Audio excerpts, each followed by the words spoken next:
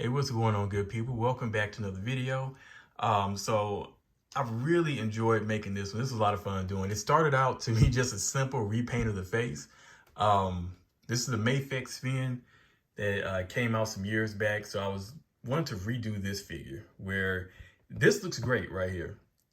This isn't the figure that we got though. The face on the fin on the actual figure was, I don't know who that was. That was Fawn instead of Finn. I don't know. But it wasn't him. So I decided to do a repaint of it. So I initially decided I was going to repaint his face and then just kind of do it, just leave it at that.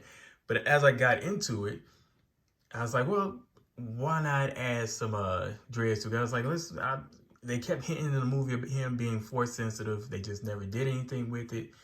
So I was like, let me just try that. So I decided to give him dreads. I wasn't sure exactly how that was going to work, but I ended up using some epoxy. And it came out really nice. I really like how these dreads came out. I did have to do a lot of individual rolls to get this like this, but you know, I mean, this is something I'm doing in my own spare time. I enjoy it. So, and I'm really pleased at how that turned out. Then I added the tunic. Initially, this was a Marvel Legends Obi-Wan tunic. And I got a couple of these tunics laying around. So I decided to cut it up, cut the hood off, cut the sleeves off. And I went back and forth on whether I should glue it to the figure. And I ended up just going ahead and decided to glue it to him, glue it on the body. However, after I did that, I decided I did not want just a regular white tunic. White armor. So then I decided to repaint it. The weird part about that is since I did it after the fact, I had to do a whole lot of moving and everything to keep the cape out of the way to not get paint all over it. So, you know, hindsight's 2020, but you know, it still came out nice. It just a little extra maneuvering. I forgot what it's called. The tunic in the front or whatever. I guess that's what it's eluding me right now. But this came off a McFarlane Mortal Kombat figure. And so I cut the front and the back off. It might have been two different figures actually. Repainted it so it'd be more of a brown. Then I added the straps on the legs, the wraps on the legs, so it would have more of that Jedi look. And then as far as the armor itself, this was I used the Vallejo paints, and it's a midnight. What was it? It's the airbrush metallic look. Now that by itself, hit my camera. That by itself did not give it this type of finish. I actually talked to this guy online, and I cannot remember off the top of my head his name. So I'm gonna put his name in the down in my description and probably tag him so you can see who it is. But he actually hit me on to this rub and buff. I haven't heard of it, and I was initially disappointed in how small, and it's only like $4, I think, for this. But I was still initially disappointed with how small the tubes are. However, a little bit goes a long way. So you just kind of dab a little bit on your brush and just lightly brush over it. And it gives it this beautiful metallic finish. I mean, I just love how that came out. I use a black to give it like the blaster damage appearance on it. And I just love how that came out. I just wanted to do it in a few places here and there for the blaster damage because I didn't want to look like he just, you know, takes a lot of hits or anything. Then I added a scar to his face because this Finn has been, he's been in battle. Not that he had in the movies, but, you know, now being a Jedi Knight, you know, he's kind of been through some stuff a little bit. But this being a EU, in my mind, this is the EU Finn, and also cherry picking from the movies and things like that. This Finn has been trained by Luke because Luke is still alive in my head in this line that I've decided to make. He's still alive. He's training the Jedi, this new line of Jedi. Rey is part of that as well.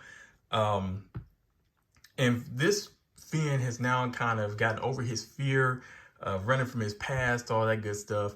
And so he's embracing that by still keeping his stormtrooper armor and blending that with his newfound Jedi trainings and things like that. So, and he's also Lucas put him in charge of the other force sensitive defected foreign stormtroopers. So we've seen the Bad Batch where you had defected stormtroopers, stormtroopers who actually defected to the other side, but we haven't seen many force sensitive stormtroopers who've done that. So we have Finn.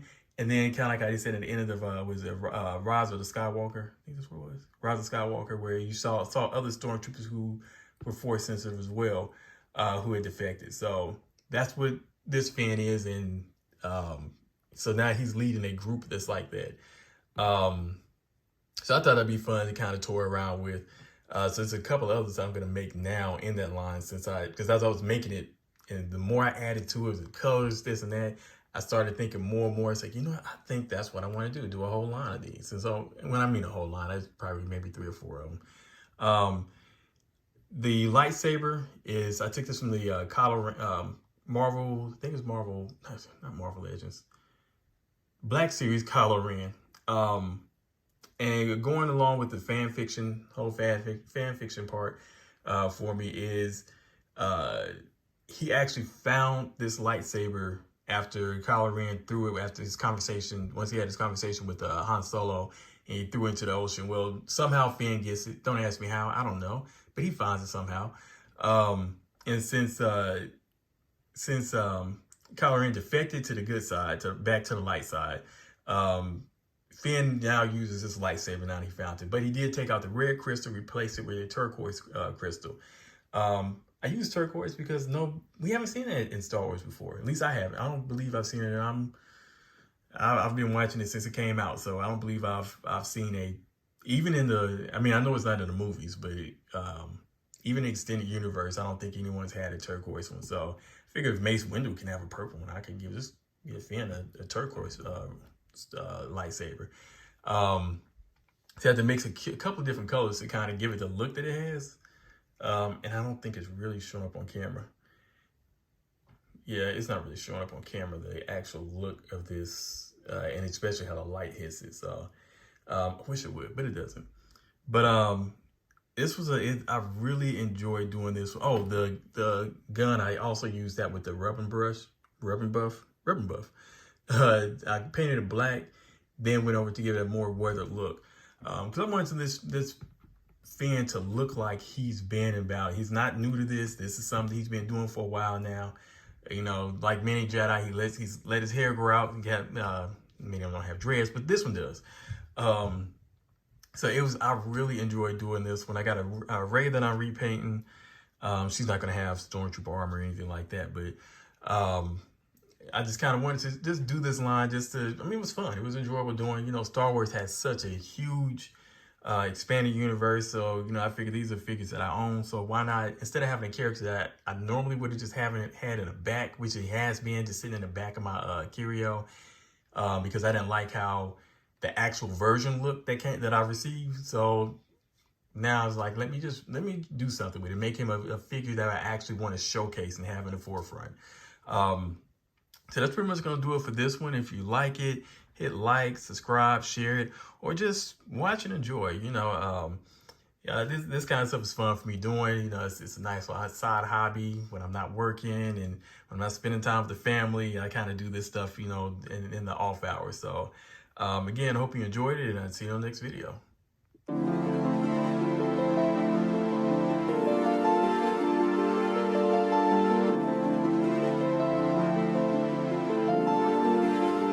Hey, Crimson, run it up.